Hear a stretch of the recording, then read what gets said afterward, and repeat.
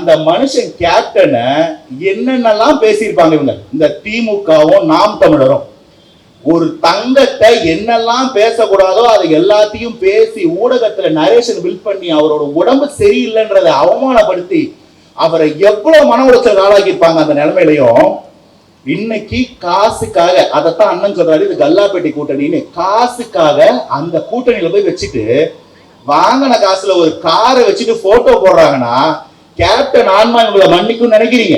அந்த கூட்டணி கையெழுத்து போட்டு வந்து நின்று கொடி ஏற்றுறாங்க. கொடி கம்பத்துல வந்து கயிறோட கொடி அருந்து விழுந்துச்சு. இத தமிழக மக்கள் மட்டும் இல்ல, கேப்டன் ஆன்மா கூட மன்னிக்காது. இந்த திமுக இருக்கிற கேடு கட்டவனுக்கு மட்டும் அந்த குழந்தைய பார்த்தா பாலியல் வல்லுறவு செய்யணும்னு தோணுது.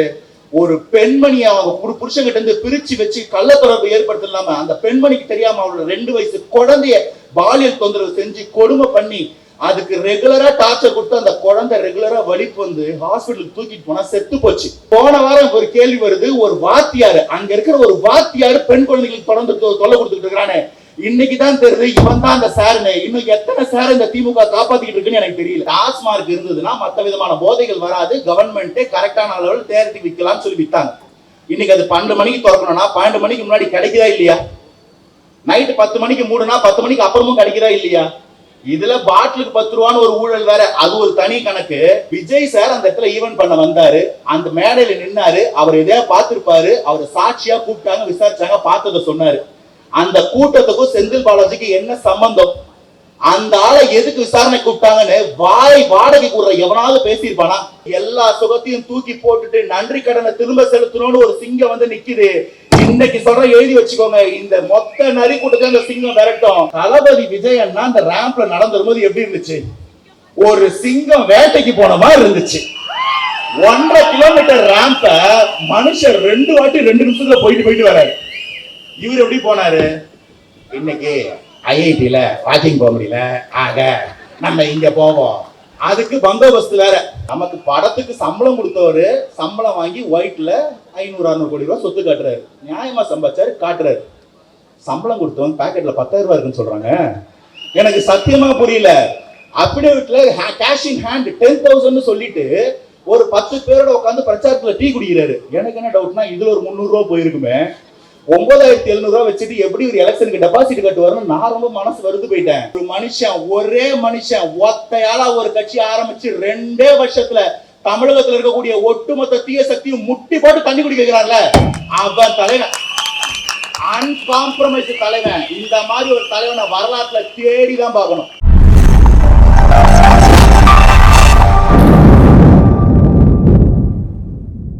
பிறப்புக்கும் எல்லா உயிருக்கும். அக்கா மேடைக்கு வரும்போது ஒரு வார்த்தை சொல்லிட்டு வந்தாங்க, இதுதான்ப்பா என்னோட முதல் அரசியல் மேடை அப்படின்னு. பார்த்தா அப்படியே தெரிஞ்சிச்சு. இங்க ஒருத்தன் பூ போட்டுட்டு இருந்தான், மொத்த பூவையும் அக்காக்கே போட்டு போயிட்டான், பொட்டியை தூக்கிட்டு.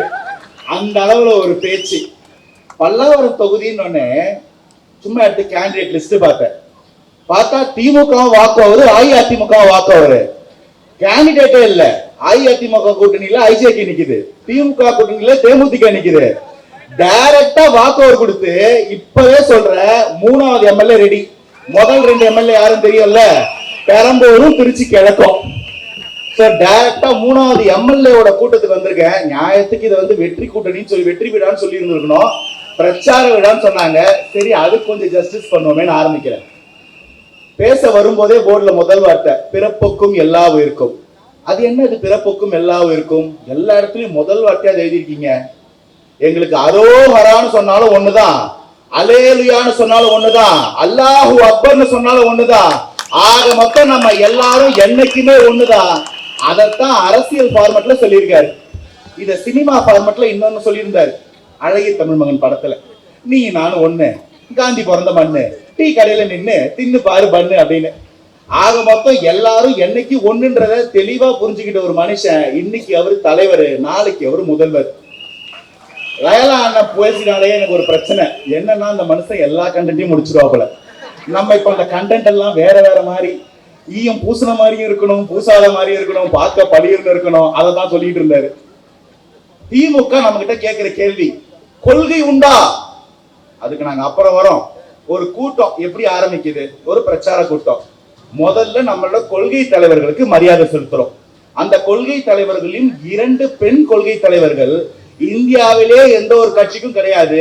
முதல்ல அவங்களுக்கு மரியாதை செய்யறோம், ரெண்டாவது கொள்கை பாடலோட துவங்குறோம், மூணாவது உறுதிமொழியோட துவங்குறோம். இப்படி ஒரு கூட்டம் நடத்துறவங்களை பார்த்துட்டு கொள்கை இருக்கான்னு கேட்கிற அறிவாளி கிட்ட நான் என்ன கேட்கிறேன், நீங்க எப்படி அந்த கூட்டத்தை நடத்துறீங்க?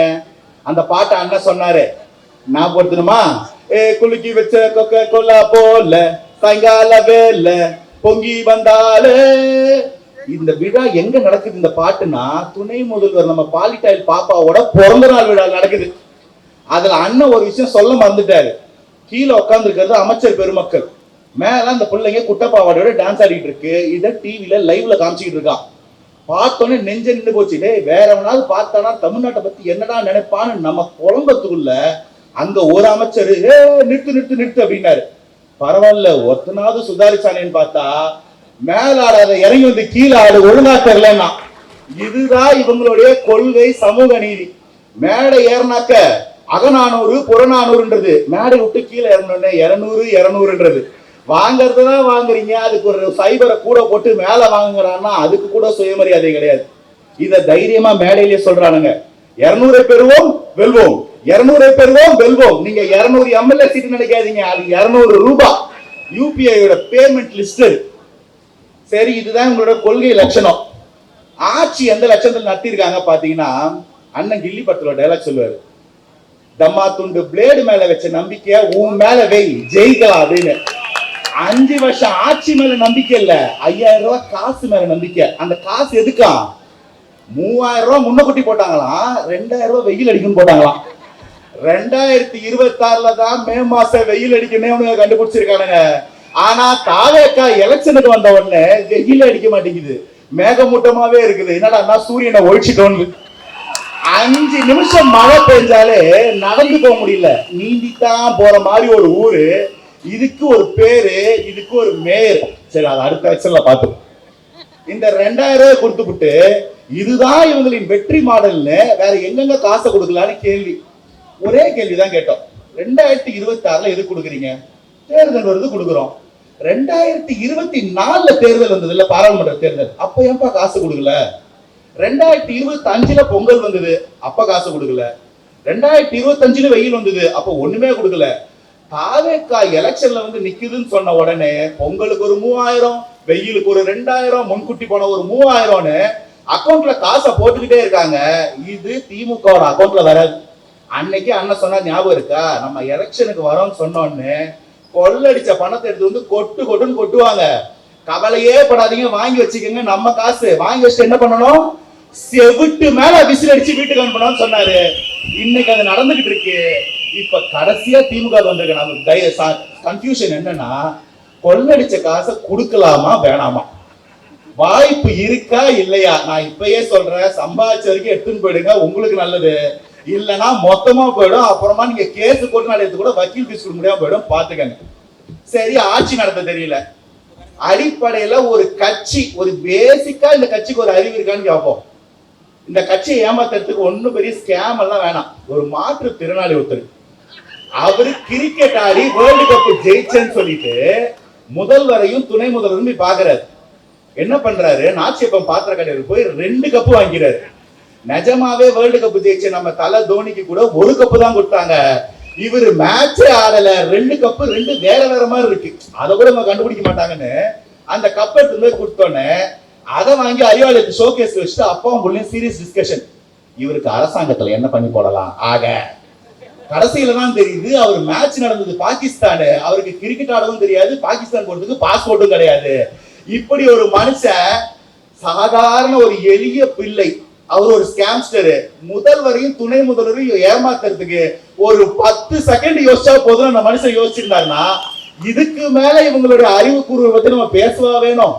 சரி, கட்சி நடத்த தெரியல, ஆட்சி நடத்த தெரியல, ஒரு மாநாடாவது நடத்த தெரியுதான்னு பாத்தீங்கன்னா, பாப்பா அந்த பாப்பா போயிட்டு கேட்டிருக்கு, அப்பா அப்பா நம்ம கூட்டத்துல எல்லாம் யாருமே வர்றதே இல்லப்போ, என்னப்பா பண்றது? விஜய் சார் கூட்டத்துல மட்டும் கூட்டமா வராங்கப்பா. ஆக அந்த சீடியை கொஞ்சம் போடு. அந்த சீடியை போட்டு பார்த்தோன்னே ஒரு பெரிய மேடை, மேடைக்கு மேல கொள்கை தலைவர்கள் படம், நீட்டா ஒரு 1 கிலோமீட்டருக்கு ரேம்ப், வெள்ளை சட்டை, சந்தன கலர் பேண்ட், இதை எல்லாத்தையும் சப்ஜெக்டா நோட் பண்ணிட்டாங்க. உடனே அதே மாதிரி ஒரு மேடையை போட்டு ஒரு ரேம்பை போட்டு அதே மாதிரி பேண்ட் சட்டையா இல்ல அதே பேண்ட் சட்டையும் கூட எனக்கு தெரியல, விக்கிரவாண்டியில மாநாடு முடிஞ்ச உடனே சலவைக்கு போட்ட 2 பேண்ட் சட்டையை காணோம். சரி, இதெல்லாம் ஒரு பெரிய விஷயமா நான் அண்ணன் கம்ப்ளைண்ட் கொடுக்கல, அதுவும் காணாம போனது இங்க போச்சான்னு எனக்கு தெரியல. அந்த மாநாடு நடத்துறேன்னு சொல்லிட்டு நேரா மேடைக்கு வர்றது, அதே மாதிரி அந்த ரேம்ப்ல நடக்கிறது.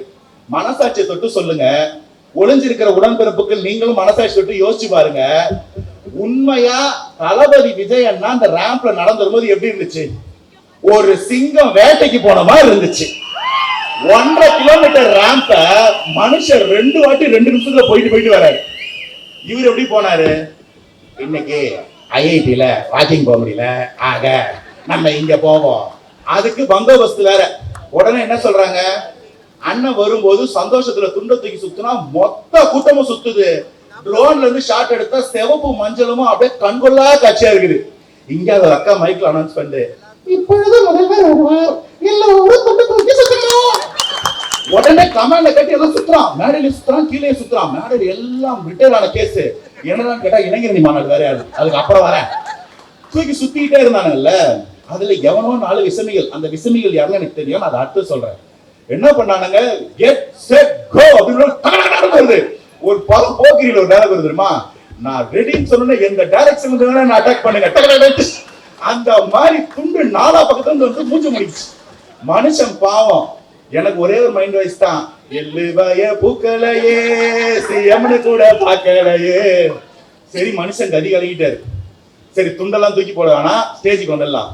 ஸ்டேஜுக்கு வந்தோடனே நம்மளுடைய ஸ்டீரியோ டைப் வேலை என்னென்ன பார்த்து வச்சிருப்பாங்க, ரேம்ப் வாக் போகணும். போகும்போது என்ன பண்ணணும், அங்க வந்து ஒருத்தன் துண்டு தூக்கி போடணும், அதை பிடிச்சி தோல்ல போடணும். அது நம்ம என்ன பண்ணிட்டாரு. இன்னொருத்த ஓடி வந்து பூ கொடுக்கணும், 3வது ஒருத்த வந்து கட்டி பிடிக்கணும். இது ஸ்கிரிப்ட். துண்டை தூக்கி போடுங்கன்னு சொன்னா நடக்கும்போது தூக்கி கால் அடிச்சுட்டானுங்க, கால் சிக்கிக்குச்சு. நல்ல வேலையா புடிச்சிட்டாங்க போலீஸ். புடிச்ச உடனே துண்டெல்லாம் தூக்கி போடுறது செட் ஆகாது, இந்தா போட்டு சரி வாங்கி போட்டு. அடுத்தது இப்போ ஒருத்தன் ஓடி வந்து பூ கொடுக்கணும். அவர் என்னமோ வேலண்டைன்ஸ் டேக்கு எவனோ ப்ரப்போஸ் பண்ண நினைச்சுக்கிட்டு, இந்த பூ பிடிக்கல, அது மஞ்சள் கலர் பூ, தூக்கி அப்படி போட்டாப்ல. 3வது ஒருத்தன் கட்டி பிடிக்க வரான், போலீஸ் அதுக்குள்ள பிடிச்சிட்டாங்க. தம்பி, நீ அதுக்குள்ள தேர்தலுக்கு வழி பார்க்காத அப்படின்னு சொல்லி அவனை தூக்கி வெளில போட்டாச்சு. இதெல்லாம் பண்ணி முடிச்சோடனே நம்ம பாலுவிழா பாப்பா, அப்பா எல்லாம் தான் நீ பண்ணிட்டியே, அந்த செல்ஃபி வீடியோ மட்டும் நான் எடுத்துக்கிறேன்ப்பா அப்படின்னு அது செல்ஃபி வீடியோ எடுக்குது. இந்த செல்ஃபி வீடியோ எடுக்கும்போது தான் எனக்கு டவுட், என்னடான்னு பார்த்தா பின்னாடி கொந்தளிக்கிறான். என்னது இவங்க கூட்டம் இப்படி இருக்காது, எல்லாம் டயர்டா தானே இருப்பானுங்கன்ட்டு கொஞ்சம் டில் டவுன் பண்ணா இடுப்புல பேண்ட் நிக்கல. ட்ரௌசரை ஜூம் பண்ணி பார்த்தா பாக்கெட்ல குவார்டர் பாட்டில் 200 ரூபாய் வீரன்.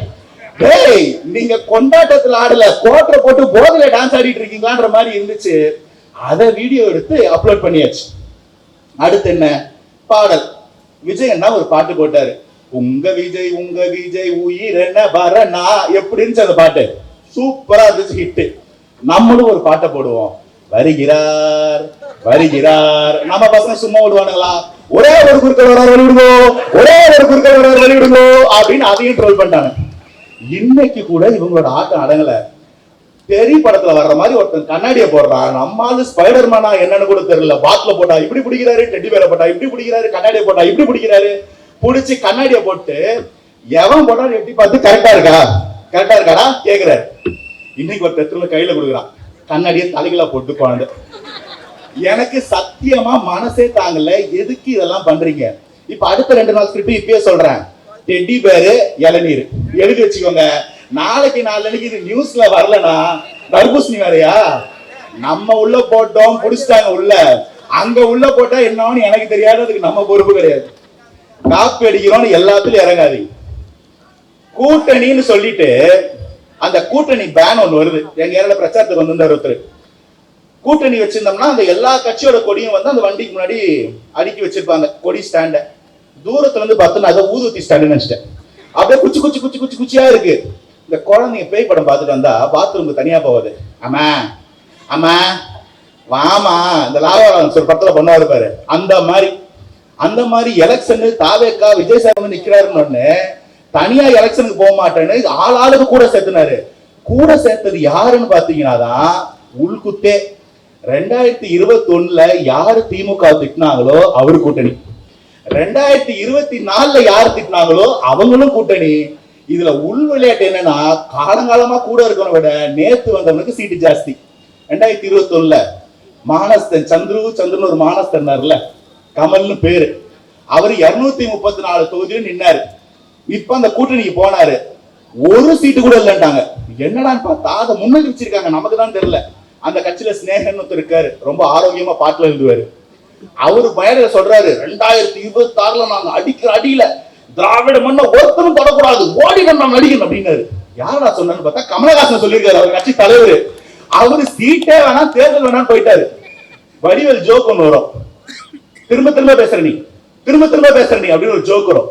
அந்த ஜோக்ல ஒருத்தர் சொல்றாரு, ஐயர் தப்பிச்சிட்டாரு, தலைவர் போயே போயிட்டாரு. அந்த மாதிரி ஆண்டவர் தப்பிச்சிட்டாரு, வேல்முருகன் கூட்டணி வேணான்னு போயே போயிட்டாரு. 5 வருஷம் அந்த மனுஷன் கூட்டணியில இருந்தாரு. அப்போ ஒரு கண்ணுக்கு எதுவும் தெரியல.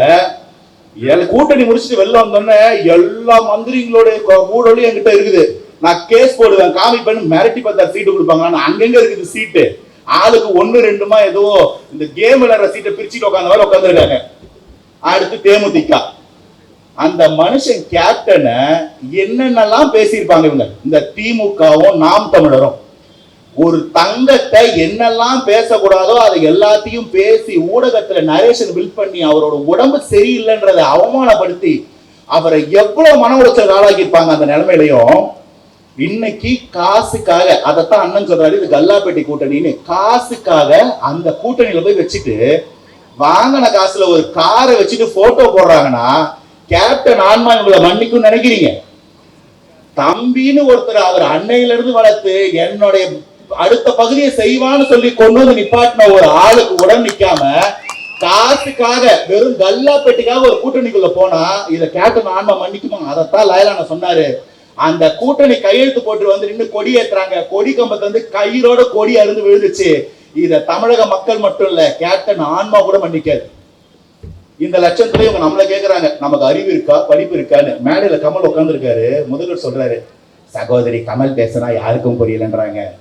கமலுக்கு ஷாக்கு, சகோதரி கமலா என்ன இப்போ சகோதரியா மாத்தினாரு? ஒண்ணும் இல்ல, முன்னா நாள் சாயங்காலம் படம் பார்த்திருக்காரு, படம் பேரு அபிஷன்மிக்கு, இன்னும் மைண்ட்ல இருந்து அது போல. இப்படி ஒரு ஆட்சி நடத்த தெரியாத ஒரு கொடூர கும்பல் வெறும் ஜாலியா இருக்குல்ல இவங்க பண்றதா சொல்லும் போது, இன்னும் 5 வருஷம் வந்ததுன்னா இவங்க ஆட்சி ஜாலியாலாம் இல்ல, நம்ம ஜோலியே முடிஞ்சிடும். தமிழகம் ஒரே ஒரு பேராமீட்டர்ல கூட நல்லா இல்ல.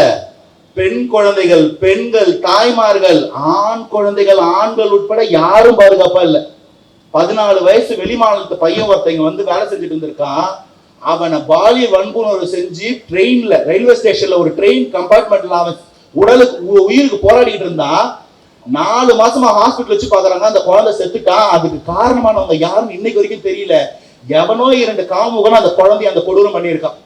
வெளி மாநிலத்துல இருந்து தமிழகம் தன்னால காப்பாத்தும் சொல்லி வேலை தேடி வந்த குடும்பங்கள் சின்ன பின்னமாகுது. ஒரு 2 வயசு குழந்தை, ஒரு 20 வயசு பெண்மணி, ஒரு 27 வயசு கணவன். அந்த பையன் இங்க வாட்ச்மேனா வேலை செய்யலாம் ஒரு ஐடி காலேஜ்ல. ஒரு 4 பேர் சேர்ந்த போதை கும்பல் அந்த குழந்தை காலை பிடிச்சி தரையில் அடிச்சு சாகடிச்சு அந்த பெண்ணை பாலியல் கொடுமை செஞ்சு அந்த 2 பேரையும் கொன்னு கணவன் மனைவிய துண்டு துண்டா வெட்டி நம்ம சென்னை சிட்டியோட வேற இடத்துல பேக்கேஜா தூக்கி போட்டாங்க. அவங்க பாடியை ரெக்கவர் பண்றதுக்கு 1 வாரம் ஆச்சு. அது கூட இங்க இருக்கிற அமைச்சர், செய்தித்துறை அமைச்சருக்கும் அந்த தொகுதி எம்எல்ஏவும் அமைச்சருமா இருக்கு மாசுக்கு தெரியலன்னு சொல்றாரு.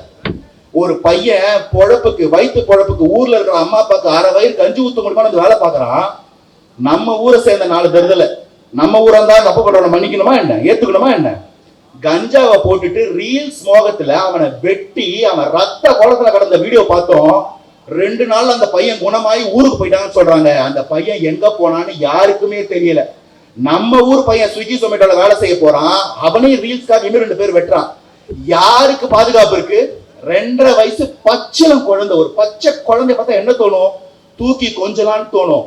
இந்த திமுக இருக்கிற கேடு கட்டவனுக்கு மட்டும் அந்த குழந்தைய பார்த்தா பாலியல் வல்லுறவு செய்யணும்னு தோணுது. ஒரு பெண்மணியை அவங்க புருஷங்கிட்ட இருந்து பிரிச்சு வச்சு கள்ள தொடர்பு ஏற்படுத்தலாம அந்த பெண்மணிக்கு தெரியாம அவளோட 2 வயசு குழந்தைய பாலியல் தொந்தரவு செஞ்சு கொடுமை பண்ணி அதுக்கு ரெகுலரா டார்ச்சர் கொடுத்து அந்த குழந்தை ரெகுலரா வலிப்பு வந்து ஹாஸ்பிட்டலுக்கு தூக்கிட்டு போனா செத்து போச்சு. என்ன நடந்துச்சுன்னா அந்த பெத்த குழந்தையோட அப்பா வந்து கேஸ் கொடுத்து தேடினா அந்த குழந்தையோட பிறப்புறப்புல அவ்வளவு சதஞ்சிருக்குது. பண்ணவன் யாருன்னு கேட்டா திமுக உடன்பிறப்பு. இதெல்லாம் என்ன ரேண்டமா நடக்குது நினைச்சிட்டு இருக்கீங்களா?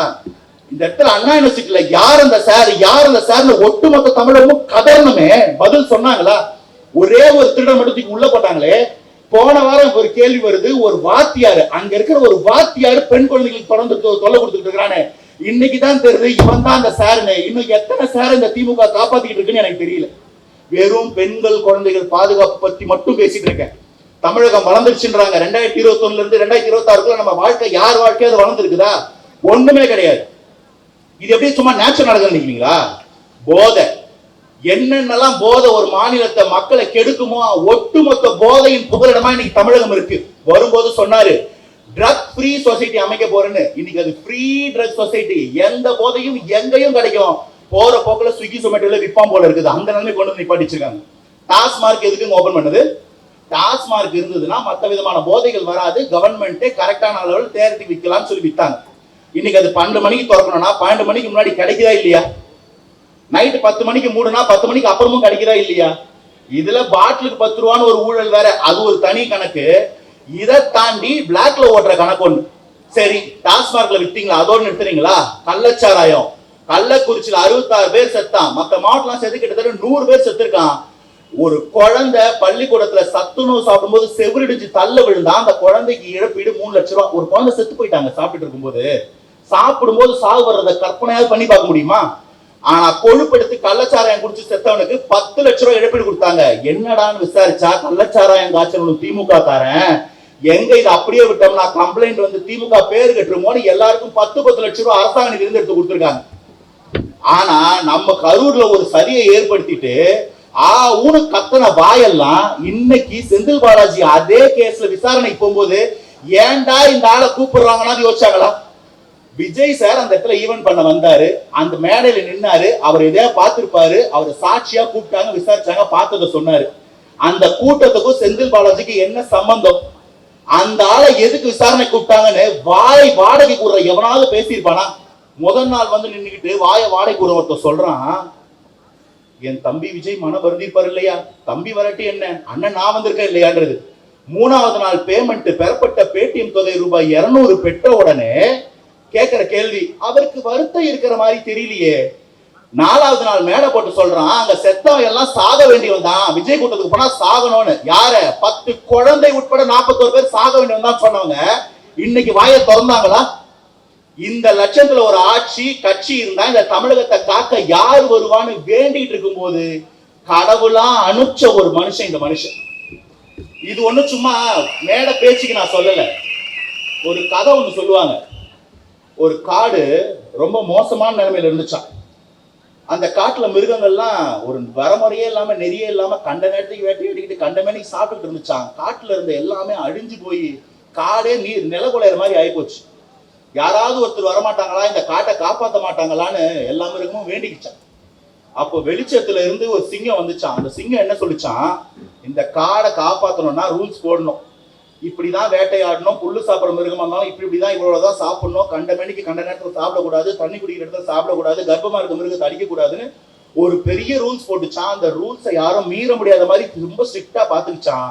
கொஞ்சம் கொஞ்சமா அந்த காடு சரியாச்சு. கொஞ்ச நாள் கழிச்சு அந்த காட்டுக்குள்ள ஒரு நரி வந்துச்சான். நரினா என்ன, நச நச நசன் பேசிக்கிட்டே இருக்கும் பாருங்க யூடியூப் சேனல்ல உட்காந்துட்டு, அந்த மாதிரி நரி வந்து எல்லா மிருகத்துக்கிட்டையும் சொல்லிச்சான், நம்மளும் மிருகம் தான், இந்த சிங்கமும் மிருகம் தான், நமக்கும் 4 காலு ஒரு வாள், அந்த சிங்கத்துக்கு 4 காலு ஒரு வாள், நம்ம ஏன்டா அது பேச்ச கேட்கணும்னு சொல்லி குட்டையை குழப்பிச்சான். மிருகங்கள்லாம் சிங்கத்தை கேள்வி கேட்டுச்சான். சிங்கம் ஒன்னும் அந்த சேவையை பண்றதுக்கு சம்பாதிக்க வரல, எல்லா சகத்தையும் விட்டுட்டு தான் வந்துச்சு. நீ கேள்வி கேட்பினா இங்க உட்காந்து பதில் சொல்ற ஊழல்வாதி நான் இல்லைன்னு சொல்லி அந்த சிங்கம் போயிடுச்சான். அதுக்கப்புறம் எல்லா மிருகமும் சேர்ந்து அந்த நரிய ராஜா வைக்கிடுச்சு. நரிக்கு நாட்டாம கொடுத்தா என்ன ஆகும், பொது நலம் கெடும். கழுத புலிகளை கூட்டணி சேர்த்துக்கிட்டு கண்ட மேனிக்கு வேட்டையாடி திரும்ப காடு அடிகிற நிலைமைக்கு வரும்போது ஒட்டுமொத்த மிருகமும் வானத்தை பார்த்து நாங்க தப்பு பண்ணிட்டோம், எங்களை காப்பாத்த யாராவது வரமாட்டாங்கன்னும் போது திரும்ப ஒரு சிங்கம் வந்து அந்த நரி கூட்டத்தையும் கழுத புலி கூட்டத்தையும் காது மேல வச்சு அடிச்சு துரத்துச்சான். அதுக்கப்புறம் அந்த காடு எப்பயுமே சுபிட்சமா இருந்துச்சான். இந்த காட்டுக்கும் தமிழ்நாட்டுக்கும் என்னடா சம்பந்தம் கேக்குறீங்களா? 1977 இப்படிதான் இந்த திமுகன்ற தீய சக்தி வாலாடிட்டு இருந்துச்சு. அன்னைக்கு ஒரு சிங்கம் வந்தது. அந்த சிங்கத்தோட பேரு எம்ஜிஆர், 3 எழுத்து பேரு. அந்த சிங்கம் வந்து அந்த நரி கூட்டத்தை அடக்குச்சு. அந்த சிங்கம் இருக்க வரைக்கும் அந்த நரி கூட்டம் வாலாட்டவே முடியல. அதுக்கப்புறம் அந்த சிங்கம் சாமியா போச்சு. இந்த இடத்துல இந்த நரி கூட்டத்தோட ஆட்டம் அளவில்லாம போச்சு. இன்னைக்கு அதே மாதிரி ஒரு நிலைமை 2021 இந்த நரி கூட்டத்தை கேள்வி கேட்க யாருமே இல்லையேன்ற நிலைமையில திரும்ப வானத்துல இருந்து எல்லா சுகத்தையும் தூக்கி போட்டுட்டு நன்றி கடனை திரும்ப செலுத்தணும்னு ஒரு சிங்கம் வந்து நிக்குது. இன்னைக்கு சொல்ற எழுதி வச்சுக்கோங்க, இந்த மொத்த நரி கூட்டத்தை அந்த சிங்கம் விரட்டும். இதுக்கப்புறம் ஃபாரெவர் தமிழ்நாடு நல்லா இருக்கும். அதை நம்ம பார்ப்போம். ஹிஸ்டரிலாம் படிச்சிருப்பீங்க. காந்தி பின்னாடி 1 கோடி பேர் போய் சுதந்திரம் வாங்கி கொடுத்தானா? சுபாஷ் சந்திர போஸ் பின்னாடி 1 லட்சம் பேர் போயிட்டு ஐஎன்ஏ படையை கட்டிட்டு வந்தானா? காமராஜர் அப்படி ஆண்டாரா சுத்தமா? எம்ஜிஆர் இப்படி ஆண்டாரா மக்களுக்கு நல்லது செஞ்சுன்னு? ஆனா நம்ம யாரும் நம்ம வயசுக்கு அதை பார்த்திருக்க மாட்டோம். இன்னைக்கு சொல்ற எழுதி வச்சுக்கோங்க, we are creating history. நம்ம பார்க்காத கேள்விப்பட்ட நல்லாட்சி எல்லாத்தையும் நம்ம தலைமுறை பார்க்கும், அடுத்த தலைமுறை அதை படிக்கும். அன்னைக்கு நம்ம குழந்தைகளோ பேர குழந்தைகளும் நம்மளை கேட்க மாட்டாங்க, எனக்கு நீ என்ன சொத்து சேர்த்து வச்சேன்னு. 2026 ஒரு மனுஷன் இன்னும் பல ஆயிரம் கோடி சம்பாதிக்கிறதுக்கு வாய்ப்பு இருந்து தூக்கி போட்டுட்டு வந்து நின்னா, தம்பியுமா தங்கச்சிமா அவன் கைய பிடிச்சி நின்னோம். அன்னைக்கு மாறிச்சு தமிழ்நாடு. இன்னைக்கு அந்த நல்ல தமிழ்நாட்டுல நீ பிறந்திருக்கன்னு அந்த குழந்தைங்கிட்ட நம்ம சொல்ல வேண்டிய தேவையே இருக்காது. அந்த குழந்தைங்களுக்கு புரியும். we are creating history. நாளைய வரலாறை படிக்கும் போது நம்ம எல்லாரும் அதுக்குள்ள இருப்போம். எழுதி வச்சுக்கோங்க. இப்படி ஒரு ஊழல் கூட்டணி அமைச்சிட்டு மக்களை ஏமாத்தி காசு கொடுத்து ஜெயிச்சிட முடியும்ன்ற நம்பிக்கை. ஆக்சுவலி அவங்களுக்கு நம்பிக்கைலாம் இல்லை, அவங்க பயத்துலதான் இருக்கிறாங்க. ஆனா அந்த பயத்தை ஒவ்வொரு இடத்துலயும் விதைச்சுக்கிட்டே இருக்க முடியும் ஒரு மனுஷனாலன்னா எனக்கு அந்த மேஜிக் புரியல. ஒரு ஊருக்கு போயிட்டு வந்தாருன்னா 1 வாரம் இவங்களுக்கு நிக்காம போகுது. அது எப்படிதான் அந்த மேஜிக் பண்றாரோ. சரி, ஒருத்தர் தான் பண்றாருன்னு பார்த்தா 234 தொகுதியிலும் விஜய், மதுரை கிழக்கு விஜய், மதுரை மேற்கு விஜய், திருப்பரங்குன்றம் விஜய்னாரு. நம்ம முதல்வர் அதே சொன்னாரு, 234 தொகுதியிலையும் வேட்பாளராக நிக்க போறது நான் தான். அவன் கட்சிக்காரே யோசிக்கிறான், இவர் ஒரு தொகுதியில நின்னாலே ஓட்டு விழாது, 234 தொகுதியில இவர் தான் நின்னா என்ன ஆகுன்ற கன்ஃபியூஷன். ஆனா அந்த 234 தொகுதியிலும் முத்து முத்தா மணிமணியா வேட்பாளர்களை தேடி எடுத்து வந்து வச்சிருக்காருன்னா அதுக்கு ஃபர்ஸ்ட் கிளாஸ் ப்ரூஃப் தான் இந்த பலம். யாரா இந்த வேட்பாளர்னு எடுத்து அன்னைக்கு அனௌன்ஸ் பண்ண பிறகு எடுத்து படிச்சா, தானே சம்பாதிச்சு தானே ஒரு உயர்வுக்கு வந்து அந்த காசை மக்களுக்கு எதை செலவு பண்ணா நல்லா இருக்கும்னு யோசிச்சு பண்ற மூளை இருக்குல்ல, இன்ஃபேக்ட் அது மூளை இல்ல மனசு இருக்குல்ல, அந்த மனசுதான் ஒரு சமூக சேவைக்கான ஒரு அடிப்படை தகுதி. அந்த தகுதியோட கேண்டிடேட்ஸை எங்க பிடிச்சாரு எப்படி பிடிச்சாருன்னு தெரியல. எப்படிக்கான்னு விசாரிச்சா நான் தளபதி ஃபேன் பண்றாங்க. இதுக்கு மேல என்னடா மெரிட் வேணும்னு எனக்கே நான் சொல்லிக்கிட்டேன். இதை விட என்ன தகுதி வேணும்னு. அரசு பள்ளியில கல்வி தரம் சரியில்லை, குழந்தைங்களுக்கு உணவு இல்லை, உணவு பற்றாக்குறை, போஷாக்கு பற்றாக்குறை. சம்பாதிச்ச காசு எடுத்துட்டு போய் அரசு பள்ளிகளை தத்தெடுக்கிறோம். கனவுல கூட யோசிச்சது இல்லை. அரசு பள்ளிய ஒரு தனியார் தத்தெடுத்து அந்த இருக்கிற குழந்தைங்களுக்கு 100% ரிசல்ட் கொடுத்து ஸ்கீம்ஸ் பேரெல்லாம் நாங்களும் படிக்கணும், சிகரம் தொடு, இப்படி அந்த குழந்தைகளை மோட்டிவேட் பண்ணி அந்த குழந்தைகளோட தேவைகளை பூர்த்தி பண்ணி இன்னைக்கு அந்த குழந்தைகளை 100% ரிசல்ட் கொண்டு வந்து கொடுக்குறாங்க. இது ஏதோ போன வருஷம் நடந்தது இல்ல ராஜா, 10-15 வருஷமா நடந்துகிட்டு இருக்கிற ஒரு சாதனை. அந்த சாதனைக்கே ஹியூஜ் ரெஸ்பெக்ட் தான். பிகில் படத்துல அண்ணன் ஒரு டயலாக் சொல்லியிருப்பாரு, ஒரு கல்யாணம் ஆன பொண்ணு சாதிக்குதுன்னா அது பின்னாடி அவங்க கணவன் இருப்பாருன்னு. இன்னைக்கு அவங்களோட அந்த கணவர் ஏன் பின்னாடி உட்கார்ந்து இருக்காரு. இப்படி ஒரு சாதனையான கப்பல் எல்லாம் நான் எங்கேயும் கேள்வி கூட பட்டதில்லை. ஆனா சீரியஸ்லி மேடைக்காக இல்ல, ஹியூஜ் ரெஸ்பெக்ட். கஷ்டப்பட்டு சம்பாதிச்சு சேட்டா என்ன தோணும், பத்திரமா போய் எங்கேயாவது பொல்யூஷன் இல்லாத நாட்டுல இந்த மாதிரி கஞ்சா இல்லாத நாட்டுல வாழலான்னு தோணும். இவங்களுக்கு என்ன தோணி இருக்கு பாருங்க, கை காசு செலவு பண்ணி சேவை பண்ணிட்டு இன்னைக்கு கஜானா இருக்கிற செலவு பண்ணி மக்களுக்கு நல்லது பண்ணணும்னு யோசிக்கிறாங்கல்ல. இது என்னன்னா அந்த பிரீடு பின்னாடி இருக்கு பாத்தீங்களா, அந்த பிரீடு அது அப்படிதான் இருக்கும். கோடி கோடியா சம்பாதிக்கிறவங்க இல்ல, இவங்க சொல்றதையே சொல்றேன். படத்துக்கு 200 கோடி ரூபாய்க்கு கம்மி சம்பளம் இல்ல. இருக்கிற ஸ்பீடுக்கு குறைஞ்சது 2 படம் நடிக்கலாம், ஒரு படம் வச்சுக்கோங்க. இன்னும் குறைஞ்சது 10-15 வருஷம் நடிக்கலாம். மினிமம் 2000 to 3000 கோடி ரூபாய் ஒயிட்ல யாரையும் ஏமாத்தாம சம்பாதிக்க முடியும். அதை நியாயமா முதலீடு பண்ணாலே 10,000 கோடி வரைக்கும் வளர்க்க முடியும். அதை தூக்கி போட்டு எவ்வளவு சம்பாதிச்சாலும் என் கை அளவுக்கு தாண்டா என் சாப்பாடுன்னு தெரிஞ்ச ஒருத்தர் அதை தூக்கி போட்டுட்டு இருக்கிற காசுக்கு எங்கேயாவது ஸ்வீடன்லயோ சுவிட்சர்லாண்ட்லயோ பொல்யூஷன் இல்லாம வாழ்றதை விட்டுட்டு என்னை இங்க கொண்டு வந்து உட்கார வச்சவன் இன்னும் அந்த குப்பையில தான் இருக்கிறான். இதை நான் சுத்தப்படுத்தாட்டி யாரா பண்ணுவான்னு மத்த எல்லாருக்கும் முன்மாதிரியா ஒருத்தர் வந்து களத்தில் நிக்கிறார்ல, அவரு தேர்ந்தெடுத்தா இப்படிதான் இருக்கும். கான்ஹெல்ப் இதெல்லாம் ஒரே பிராண்ட். அந்த மாற்றம் எங்க இருந்து வரும்னா அப்படி ஒரு தலைவன் வந்தாதான் அந்த மாற்றம் வரும். நமக்கு படத்துக்கு சம்பளம் கொடுத்தவரு சம்பளம் வாங்கி ஒயிட்ல 500-600 கோடி ரூபாய் சொத்து காட்டுறாரு. நியாயமா சம்பாதிச்சாரு, காட்டுறாரு. சம்பளம் கொடுத்தவங்க பாக்கெட்ல 10,000 ரூபாய் இருக்குன்னு சொல்றாங்க. எனக்கு சத்தியமா புரியல. அபிடேவிட்ல கேஷ் இன் ஹேண்ட் 10,000 சொல்லிட்டு ஒரு 10 பேரோட உட்காந்து பிரச்சாரத்துல டீ குடிக்கிறாரு. எனக்கு என்ன டவுட்னா, இதுல ஒரு 300 ரூபாய் போயிருக்குமே, 9,700 ரூபாய் வச்சுட்டு எப்படி ஒரு எலெக்ஷனுக்கு டெபாசிட் கட்டுவாருன்னு நான் ரொம்ப மனசு வருது போயிட்டேன். அப்புறம் தான் யோசிச்சேன், எல்லாருக்கும் 200 ரூபாயா கொடுத்தவரு கடைசியில எலெக்ஷனுக்கு 200 ரூபாய் இல்லாம போயிடும், எவங்கிட்ட இருந்து வாங்கிக்குவாருன்னு. இப்படி வாயை திறந்தாலே பொய், வாயை திறந்தாலே மக்களை ஏமாற்ற முடியும்ன்ற ஒரு கான்பிடன்ஸ் இருக்குல்ல, அந்த கான்பிடன்ஸுக்கு பதில் சம்பட்டி அடிதான் நம்ம ஒவ்வொருத்தரும் போட போற ஒவ்வொரு ஓட்டு. ஒரு மனுஷன் ஒரு எலெக்ஷன் நிக்கிறா, வாக்குறுதி எப்படி கொடுப்பாரு? என் தம்பி தங்கச்சி, என் அக்கா தங்கச்சி என்னெல்லாம் பாதிச்சிருப்பாங்களோ அதுக்கு எது தீர்வா இருக்கும், காலத்துக்கும் எது மாற்றமா இருக்கும்னு யோசிச்சு ஒரு மனுஷன் ஒரு வாக்குறுதி கொடுக்கிறாருன்னா, இதுதான் ஒரு மனுஷனுக்கு மக்கள் மேல அக்கறை இருக்கா இல்லையான்றதுக்கு ப்ரூஃப். பெண்கள் பாதுகாப்புக்கு 0 டாலரன்ஸ் பாலிசி. பெண்களுக்கும் குழந்தைகளுக்கு எதிரான குற்றங்கள் 0 டாலரன்ஸ். ஒரு குற்றத்தை கூட இந்த அரசு ஏற்காது. அதற்கு ஒரு தனி இலாக்கா அமைக்கப்படும். நம்ம கொள்கை தலைவர் பேர்ல ராணி வேலுநாச்சியார் படை கட்டப்படும். பெண்களுக்கு எதிரான குற்றங்கள் நடந்தா இமிடியேட்டா ஃபாஸ்ட் ட்ராக் கோர்ட்ஸ் அமைக்கப்படும். அதற்கான தீர்வு வழங்கப்படும். ஆனா இன்னைக்கு இருக்கிற போக்சோ கோர்ட்ஸே ஃபங்க்ஷன் ஆகிறது இல்ல. அந்த வேலுநாச்சியார் படையை பத்தி சொன்னாரு, கவனிச்சிங்களா? இந்த போலீஸ் யூனிஃபார்ம்லாம் போட்டிருக்க மாட்டாங்க. நம்மள மாதிரி சாதாரண சட்டை பேண்ட் சுடிதார் புடவையில இருப்பாங்க. ட்ரெஸ்ஸுக்குள்ள கேமரா இருக்கும், பாடி கேம். ரோட்ல யாராவது ஒரு குழந்தையோ பெண்மணியோ எங்கேயாவது டிஸ்டர்ப் பண்றான்னு இல்ல டிஸ்டர்ப் பண்ண ட்ரை பண்ணாலே அந்த கேமரால இருக்க ஃபீடு நேரா கண்ட்ரோல் ரூமுக்கு போகும். 5 நிமிஷம் பேட்ரோல் அங்க நிற்கும், 10 நிமிஷம் அண்ணன் ஜெயிலுக்குள்ள நிற்பாரு. வெயில் வாங்குற கதையெல்லாம் கிடையாது, டைரக்டா ஃபாஸ்ட் ட்ராக் கோர்ஸ் உள்ளதான் போடுறோம். இப்படிப்பட்டவன் இந்த நாட்டுக்கே தேவை கிடையாது, அவன் உள்ளேயே இருக்கட்டும்ன்றதுதான் ரூல் 1. ஒரு இளைஞரோட வாழ்க்கையில் என்ன பாதிப்பு ஏற்படுத்த முடியும்? முதல் பாதிப்பு போதை. அந்த போதையை தடுக்கிறதுக்கு என்ன வழினா, எனக்கு என் பக்கத்துல குடிச்சாலோ கஞ்சா குடிச்சாலோ தெரியும், ஆனா அது எங்க போய் சொல்றதுன்னு தெரியாது. ஒவ்வொரு வீட்டுல இருக்கவங்களுக்கும் நம்ம நண்பர்கள் யாராவது தப்பு பண்றாங்கன்னா நமக்கு அது தெரியும், எங்க போய் சொல்றது எப்படி தடுக்கிறதுன்னு தெரியாது. முதல் விஷயம் கம்யூனிட்டி போலீசிங் எடுத்து வச்சாரு. மக்களை நம்பி மக்கள் கூடவே சேவை பண்ண ஒருத்தர் வராருல, அவருக்கு தான் மக்கள் மேல நம்பிக்கை இருக்கும், மக்களாலே தீர்வு கொடுக்க முடியுன்ற நம்பிக்கை வரும். அதுதான் கம்யூனிட்டி போலீசிங். நம்ம கூட இருக்கவங்களே நம்மளை கண்காணிப்பாங்க, தப்பு நடந்தா சொல்றதுக்கு இடம் இருக்கும், அதுக்கான தீர்வு கிடைக்கும். ரெண்டாவது, அந்த கம்யூனிட்டி போலீசிங் தாண்டி இந்த மாதிரி குற்றங்கள் அதிகமா ஆரம்பிக்கிற இடம் எது? பள்ளி கல்லூரிகள்ல. அந்த இடத்துல இந்த போதை தப்பு இதை தொடக்கூடாதுன்றது ஆரம்பத்திலே சொல்லி கொடுக்கறதுக்கு ஆன்டி ட்ரக்ஸ் கிளப்ஸ் இருக்கும். அதை டீச்சர்ஸும் போலீஸும் மானிட்டர் பண்ணுவாங்க. அந்த கூட்டத்துல ஒருத்தன் தப்பு பண்ணாலும் எல்லாருக்கும் தெரியும், உடனே சரிப்படுத்தப்படும். யார் ஆனதுக்குள்ள இடுக்கிறானத்துக்கு உள்ள போடப்படும். இது போல படிச்சவங்களுக்கு வேலை வாய்ப்புல இருந்து, அரசு உத்தியோகத்துல இருந்து, இன்வெஸ்ட்மெண்ட்ல இருந்து, லோன் கொடுக்கறதுல இருந்து, வேலை வாய்ப்புக்கு முன்னுரிமை கொடுக்கறவங்களுக்கு டாக்ஸ் டிஸ்கவுண்ட் கொடுக்கற வரைக்கும் எல்லாத்தையும் ஒருத்தர் யோசிச்சுட்டு வர முடியும்னா எனக்கு தெரியல. அந்த மனுஷன் ஒரு நாளைக்கு எத்தனை மணி நேரம் மக்களை பத்தி யோசிக்கிறாரு, எவ்வளவு பிரச்சனைக்காக மக்கள் மத்தியில் வந்து நிக்கிறாருன்றதுக்கு இதை விட என்ன ப்ரூஃப் சொல்றதுன்னு எனக்கு தெரியல. நிறைய பேர் டயர்டா இருப்பீங்க, பசிக்கும், எனக்கும் பசிக்குது. ஆனா இந்த கூட்டம் சும்மா விளையாட்டு கூட்டம் இல்லை, இது நம்ம தலைமுறையை தலையெழுத்தை நிர்ணயம் பண்ற கூட்டம்.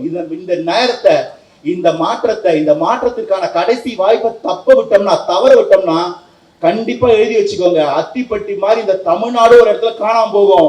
கேட்க யாரும் இருக்க மாட்டாங்க, நம்மளுக்காக கேட்க நாதி இருக்காது. இது மாற்றத்திற்கான கடைசி நம்பிக்கை. இந்த மகாபாரதத்துல சீரியல் நீங்க பார்த்துருப்பீங்க, அதுல ஒரு சீன் வரும். ஒரு இடத்துல அர்ஜுனன் நிற்பாரு, அவர் வண்டியை ஓட்டுறது கிருஷ்ணன் கடவுள், எதிர்பக்கம் கர்ணன் நிற்பாரு. கர்ணன் அந்த அம்பை எடுத்து விடுவாரு, அர்ஜுனன் உட்காந்துருக்க ரதம் 2 அடி பின்னாடி போயிடும். பதிலுக்கு அர்ஜுன் ஒரு அம்பை விடுவான், கர்ணனோட ரதம் 10 அடி பின்னாடி போய் விடும். உடனே அர்ஜுனன் சொல்லுவான், கிருஷ்ணா பாத்தியா, கர்ணனை பெரிய வீரன்னு சொன்ன, நான் விட்ட அம்பு அவன் ரதத்தை 10 அடி பின்னாடி தள்ளிச்சு, அவன் விட்ட அம்பு என் ரதத்தை ஆஃப்டர் ஆல் 2 அடி தான் பின்னாடி தள்ளிச்சுன்னு. அப்ப கிருஷ்ணன் ஒரு வார்த்தை சொல்லுவாரு, அர்ஜுனா நீ தப்பா நினைச்சுக்கிட்ட, இந்த ரதம் உனக்கு இந்திரன் கொடுத்த கிஃப்ட், இதுல இருக்க சக்கரம் உனக்கு அக்னி தேவன் கொடுத்த கிஃப்ட், மேல கொடியில உட்கார்ந்து இருக்கிற ஆஞ்சநேயருக்கு இந்த பூமியோட எடை அளவுக்கு எடை, வண்டி ஓட்ட டிரைவரு நான் 3 உலகத்துக்கும் கடவுள், நம்ம மொத்த பேரையும் ஒத்த அம்புல 2 அடி பின்னாடி தள்ளானா அவன் சாமானிய வீரன் இல்லை அர்ஜுனா, எழுதி வச்சுக்கோ அப்படின்னு சொன்னாராம். எங்க வச்சிருக்க யார் கட்சியுமே அவங்க ஆரம்பிச்ச கட்சி கிடையாது. யார் பேரும் எடுத்துக்கங்க, யாரோ ஒரு தலைவர் ஆரம்பிச்சிருக்காரு, அப்பா ஆரம்பிச்சிருப்பாரு, தாத்தா ஆரம்பிச்சிருப்பாரு. இன்னைக்கு அந்த கட்சியை இத்தனை தலைமுறையா கொண்டு வந்து உட்காந்துக்கிட்டு எங்க கட்சி சுயமரியாதைன்னு பேசுவாங்க. ஒரு மனுஷன், ஒரே மனுஷன் ஒத்தையால ஒரு கட்சி ஆரம்பிச்சு 2 வருஷத்துல தமிழகத்துல இருக்கக்கூடிய ஒட்டுமொத்த தீய சக்தியும் முட்டி போட்டு தண்ணி குடிக்க வைக்கிறான்ல, அவன் தலைவன், அன்காம்ப்ரமைஸ் தலைவன். இந்த மாதிரி ஒரு தலைவனை வரலாற்றுல தேடிதான் பார்க்கணும். கேட்டா இதுக்கும் சொல்லுவாங்க உங்களுக்கு அரசியல் அனுபவம் இருக்கான்னு. இன்னைக்கு அந்த கர்ணனும் அர்ஜுனனும் வேற வேற பக்கம் இல்ல, எல்லாரும் ஒரே பக்கம் நின்று அந்த சகுனிகளுக்கு எதிராக சங்கூதத்துக்கு வந்து நிக்கிறோம். அந்த அர்ஜுனனுமா கர்ணனுமா நம்ம களத்துல வந்து நிக்கிறாரு பாருங்க, அவர் தான் அந்த தலைவன். அந்த அர்ஜுனன்ற பேருக்கும் இந்த பேருக்கும் சம்பந்தமே இல்லையே, ரெண்டும் ஒரே பேர் தான். அர்ஜுனனுக்கு இன்னொரு பேர் இருக்கு, வில்லுக்கு விஜயன்னு சொல்லுவாங்க. அந்த விஜயம் தான் இந்த விஜய். அந்த 3 எழுத்து மந்திரம் இன்னைக்கு களத்துல வந்து நிக்குது. இதை தோக்கடிக்கிறதுக்குலாம் இங்க யாருக்கும் சக்தி பத்தாது. சரி, அர்ஜுனன் நிக்கிறாரு, கர்ணன் நிக்கிறாரு, வண்டி ஓட்டின கிருஷ்ணன் யாரு? நம்ம எல்லாரும், நம்ம தாய்மார்கள், குழந்தைகள், ஒட்டு மொத்தமா யாரெல்லாம் அவர் பின்னாடி நிக்கிறோமோ, யாருக்காக அவர் நம்ம முன்னாடி நிக்கிறாரோ அவரு தான் தலைவன். இந்த மாற்றத்தை இந்த களத்துல முதல்ல முன்னறிவிக்கிறதுக்கு அந்த கிருஷ்ணன் அந்த கெட்டவங்களுக்கு எடுத்து ஒரு சங்க ஊதி தீர்ப்பு சொன்னார் பாருங்க. அந்த சங்கு தான் நமக்கு கொடுத்திருக்க இந்த சின்னம், விசில். தமிழகத்துல எந்த மூலையில நின்னாலும் ஒட்டு மொத்தமா இங்கே 4-5 வீடியோ எடுத்துட்டு இருப்பான் அவருக்கு அனுப்புறதுக்கு. அவங்க எல்லாருக்கும் கேட்கிற மாதிரி சத்தமா ஒரு வாட்டி சொல்லுவோமா? நான் சார் கேட்கிறா? பயமா இருக்கா? இன்னும் 20 நாள் பயங்கரமா இருக்கும், எழுதி வச்சுக்கோங்க. இப்படி ஒரு மாற்றம் இந்த வரலாற்று நம்ம கொடுத்திருக்க கடைசி வாய்ப்பு. இன்றில்லையே என்றும் இல்லை, நாம் இல்லாமல் இந்த மாற்றம் இல்லை. கடைசியா ஒரே வார்த்தை சொல்றேன், யார் ஒருத்தனை பார்த்தா எல்லா நல்லவன் முகத்திலும் சிரிப்பு வருதோ அவன் நல்லவன். அந்த நல்லவன் பேரை கேட்டாலே கெட்டவன் முகத்துல பயம் வந்ததுன்னா அந்த நல்லவன் வல்லவன். அந்த வல்லவனை தனியா எதிர்க்க துப்பு இல்லாம ஒட்டுமொத்த பேரும் கல்லாப்பெட்டி கூட்டணி போட்டு ஒரு சேர நிப்பீங்கன்னா அந்த வல்லவன் வீரன். நீங்க ஒட்டுமொத்த பேரும் ஒன்னா சேர்ந்து நின்னாலும் அந்த வீரனை தொட்டு கூட பார்க்க முடியாது, அவன் தாண்டா தலைவன். அதுதான் இந்த தமிழ் தாயின் தமிழ் தலை புதல்வன் எங்கள் அண்ணன் விஜய். கொஞ்சம் கூட டவுட் படாதீங்க, பல்லாவரம் ஆல்ரெடி 234 தொகுதியிலையும் ஒரு இடத்துலயும் பிரியாம ஒட்டு மொத்தமா அந்த தீய சக்திக்கு தீர்ப்பு சொல்லி அனுப்ப போறோம். கான்பிடென்டா இருங்க, வெற்றி நிச்சயம், வெற்றி கொடுத்து சந்திப்போம். வாய்ப்புக்கு நன்றி, வணக்கம்.